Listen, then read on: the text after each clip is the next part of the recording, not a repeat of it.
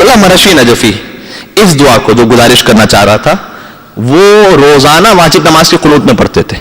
تو ملتی جلتی دعا ہے پہلی دعا سے, لیکن اس میں یہ مسئلہ نہیں ہے کہ آپ کتنی مرتبہ پڑھیں, اسے ہر واجب نماز کے قنوت میں آپ پڑھ سکتے ہیں, نماز کے بعد بھی پڑھ سکتے ہیں. اور اس میں بھی اسٹارٹ یہاں سے اللہم انی اسألک, وہاں پر تھا اللہم صلی علی, تو درود بھیج بی بی کی ذات پر. یہاں پر اللہم انی اسألک, پروردگار میں تجھ سے دعا مانگ رہا ہوں, سوال کر رہا ہوں, بحق فاطمہ و ابیہا و بعلہا و بنیہا والسر المستودع فیہا, وہی جملے, میں تجھ سے دعا مانگ رہا ہوں ان ہستیوں کے صدقے میں. دعا کیا ہے؟ پہلی دعا تو وہ کہ جس کے صدقے میں ہر دعا قبول ہوتی ہے, کہ ان تصلی علی محمد و آل محمد, کہ پروردگار تو محمد اور آل محمد پر درود نازل فرما.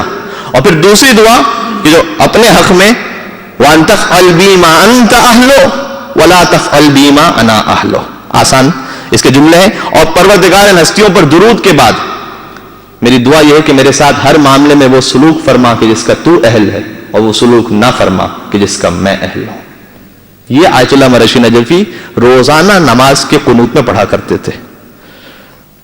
اس بات کی بھی اجازت ہے کہ اگر آپ کو یاد نہیں ہے تو بعد میں آپ ریکارڈنگ سے سن کر دعا لکھ سکتے ہیں, اور دیکھ کر بھی دعا پڑھ سکتے ہیں, نماز کے قنوت میں دیکھ کر بھی دعا پڑھ سکتے ہیں. تو یہ انتہائی مجرد دعا ہے. آیت اللہ مرشی نجفی کا کہنا تھا کہ بی بی کا نام اس دعا میں ہے اور ان کے صدقے ہی میں سارے رشتوں کا بیان ہے. میں نے کوئی مشکل یا کوئی حاجت ایسی نہیں دیکھی کہ اسے ذہن میں رکھتے ہوئے واجب نماز کے قنوت میں اس دعا کو پڑھا ہو اور فاطمہ زہرا کے صدقے میں میری مشکل حل نہ ہوئی ہو. میں نے نہیں دیکھا ایسا. لہذا اتنے بڑے عالم کی گواہی ہے, بی بی کا نام ہے.